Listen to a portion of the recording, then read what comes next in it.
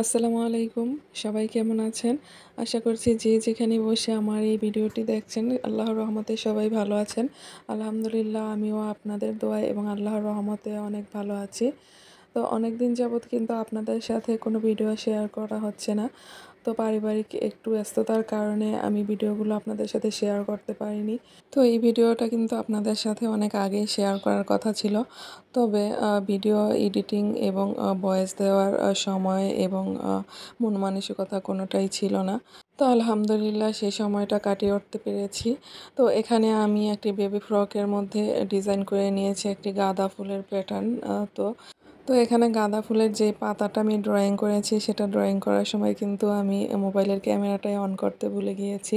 Drawing করার পরে দেখি যে ক্যামেরাটাই অন করা ছিল না। তো যাই হোক আমি এই পাশে যেই ছোট কলিগুলো ড্রয়িং করেছি তো সেগুলোর পাতাগুলো আমি আপনাদের ড্রয়িং করে দেখিয়েছি তো কিভাবে এই পাতাগুলো ড্রয়িং করতে হবে। তো গাঁদা ফুলের পাতাগুলো কিন্তু একটু চিকন চিকন থাকে, লম্বাটে চিরল চিরল পাতা টাইপের। তো সেভাবেই কিন্তু আমি এই পাতাগুলো ড্রয়িং করার চেষ্টা করেছি। আর মাঝখানে যেহেতু পুরোটা ভরাট হবে তো সেজন্য আমি একটু ফোঁটা ফোঁটা দিয়ে নিলাম ড্রয়িংয়ের দেখার সুবিধার জন্য। তো এই উপরের যেই গাঁদা ফুলের ডিজাইনটা আমি ড্রয়িং করেছি সেই ছোটো প্যাটার্নটাই কিন্তু আমি নিচের দিকে ড্রয়িং করে নিব ছিটা ফুলের আকারে। তো আপনারা চাইলে কিন্তু এরকম ছোট ছোট ডিজাইনগুলো বড়দের কামিজে বা ওড়নায়ও করে নিতে পারেন। এরকম ছোট ছোট ডিজাইনগুলো কিন্তু ড্রেসের মধ্যে করলে খুবই সুন্দরভাবে ফুটে ওঠে আর এরকম রিয়েল যেই ফ্লাওয়ারগুলো আছে এগুলো কিন্তু আরও বেশি সুন্দর লাগে। তো এই যে দেখুন এখানে কিন্তু আমি এই গেপগুলোর মধ্যে এই ছোট ছিটা ফুলের কাজটা ড্রয়িং করে নিব। তো আমি এখানে অনুমান করে কিন্তু ড্রয়িংটা করে নিচ্ছি। আপনারা কিন্তু ফিতা দিয়ে মেপে তারপরে ড্রয়িংটা করে নেবেন। এতে করে কিন্তু ফুলের মাপগুলো এক সমান হয় এবং মাপ সমান হওয়াতে কিন্তু দেখতেও খুব সুন্দর লাগে। তো এখানে দেখুন আমি নিচের দিকে এক লাইন এবং উপরে আরেক লাইন এরকম ছিটা আকারে করে নিয়েছি। তো এখন চলুন আপনাদেরকে আমি সেলাই করে দেখাচ্ছি। তো একটা ডিজাইনের সেলাইটাই কিন্তু হচ্ছে মূল আকর্ষণ। কারণ ডিজাইন যেরকমই হোক না কেন আপনার সেলাই দিয়েই কিন্তু সেটা খুব সুন্দরভাবে ফুটে উঠবে। আপনি কতটুকু ডিজাইনটা ফুটাতে পারছেন সেটা কিন্তু সেলাইয়ের মাধ্যমেই পুরোপুরি পারফেক্টলি ফুটে উঠবে। তো এখানে আমি ডালের কাজটা করে নিচ্ছি। তো ডালটা যেহেতু একটু আমি মোটা রাখবো এজন্য কিন্তু আমি এখানে 3 লেয়ারে ডালের কাজটা করে নেব। আর এখানে আমি 3 বার করে কিন্তু এখানে আমি ডালের কাজটা ডাল 4 সেলাই দিয়ে করে নিয়েছি। তো এখানে আমি জলপাই কালার সুতাটা নিয়েছি ডালের কাজটা করার ক্ষেত্রে আর সুতাটাকে কিন্তু আমি 2 গুণ করে নিয়েছি দেখুন।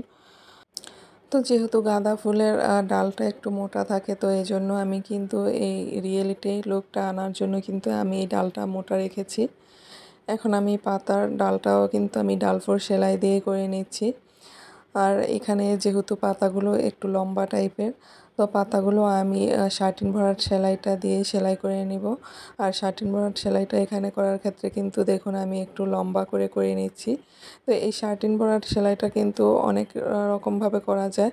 তো এখানে পাতাটা করার ক্ষেত্রে কিন্তু আমি একটু লম্বা শেপ করে করে নিচ্ছি। এতে করে কিন্তু পাতার শেপটা খুব সুন্দরভাবে ফুটে উঠবে। আর আপনারা নিশ্চয়ই জানেন যে গাঁদা ফুলের পাতাগুলো একটু চিকন চিকন চিরল টাইপের হয়ে থাকে, একটু ঘন হয়ে থাকে পাতাগুলো। আর পাতাগুলোও কিন্তু অনেক বেশি হয়ে থাকে। তো সেই চিন্তা করে কিন্তু আমি রিয়েলিটি লুকটা আনার জন্য এভাবে করে নিয়েছি। তো কতটুকু রিয়েলিটি লুক আনতে পেরেছি জানি না, আপনারা কমেন্টস করে অবশ্যই জানাবেন কেমন হয়েছে এই পাতার ডিজাইনটা। তো একইভাবে কিন্তু আমি সবগুলো পাতা সেলাই করে নিয়েছি দেখুন।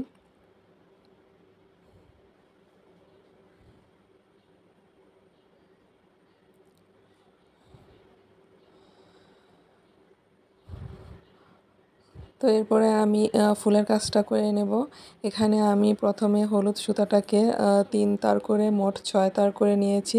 এতে করে কিন্তু আমার বেশি প্যাচ দেওয়া লাগবে না এই ফুলের কাজটা করার ক্ষেত্রে। তো এখানে আমি ফ্রেঞ্চ নট করার ক্ষেত্রে একবার শুধুমাত্র একবার সুইয়ের মধ্যে প্যাচ দিয়ে তারপরে ফ্রেঞ্চ নটটি করে নিচ্ছি। কারণ আমি সুতাটাকে একটু মোটা করে নিয়েছি, এতে করে কিন্তু আমার সেলাইটা খুব দ্রুত হয়ে যাবে। তো আপনারা যদি চান তাহলে সুতার পরিমাণটা আরেকটু কমিয়ে নিয়ে সুইয়ের মধ্যে প্যাচ একটু বেশি করেও দিয়ে নিতে পারেন। তো এভাবে করলে আমি যেভাবে করেছি সুতাটাকে একটু বেশি করে নিয়ে তো এভাবে করলে কিন্তু আমার কাজটা খুব দ্রুত শেষ হয়ে যাবে, যেহেতু এই ফ্রেঞ্চ নটগুলো করতে অনেকটাই সময় লাগে আর এই ফুলটা পুরোটা ভরাট করতে কিন্তু অনেকটাই সময় লাগবে। এখানে দেখুন আমি অর্ধেকটা কিন্তু আমি হলুদ সুতা দিয়ে করে নেওয়ার পরে তারপরে কিন্তু অরেঞ্জ কালার সুতাটা দিয়ে কিন্তু আমি এই কিছু অংশ করে নেব। তো এই ফুলের কাজটা কিন্তু আমি 3 কালার সুতা দিয়ে করে নিব, শেড আকারে করে নিব। তো আপনারা কিন্তু শুধুমাত্র 1 কালার সুতা দিয়েও করে নিতে পারেন।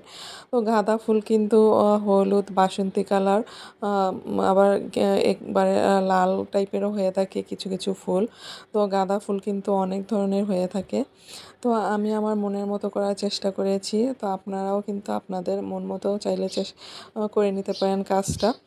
তো এখানে আমি 3 কালার সুতা দিয়ে করে নিয়েছি গাঁদা ফুলের প্যাটার্নটা। আবার কলিগুলো করার ক্ষেত্রে কিন্তু আমি এক এক রকম সুতা দিয়ে এক একটা কলি করে নেব। তো দেখুন এখানে আমি লাল সুতাটা দিয়ে কিন্তু বাকি কাজটা পুরোটা ভরাট করে নিব। আর এই কলির নিচের অংশটা দেখুন, যে সবুজ অংশটা থাকে কলির নিচের দিকে, এখানেও কিন্তু আমি ডালফোর সেলাইটা দিয়ে পুরোটা ভরাট করে নেব। তো এই কাজটা কিন্তু আমি ডালফোর সেলাই দিয়ে করাতে কিন্তু ফিনিশিংটা খুব সুন্দরভাবে ফুটে উঠেছে, কোনো রকম সুতা ফুলে থাকবে না। তো আপনারা কিন্তু এই ছোট ছোট ট্রিক্সগুলো ফলো করে কাজটা করলে কাজের ফিনিশিংটা খুবই সুন্দর হবে। তো এভাবে করে কিন্তু আমি পুরোটা কাজ করে নিয়েছি। আর যেভাবে আমি প্রথম ফুলের কাজটা দেখিয়েছি সবগুলো ফুলের কাজ কিন্তু আমি একইভাবে করে নিয়েছি, এই জন্য আর বাকি সেলাই আপনাদের দেখালাম না।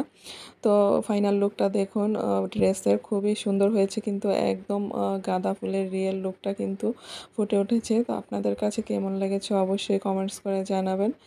আর আমার এই ভিডিওটি ভালো লাগে থাকলে লাইক এবং শেয়ার করে দিবেন।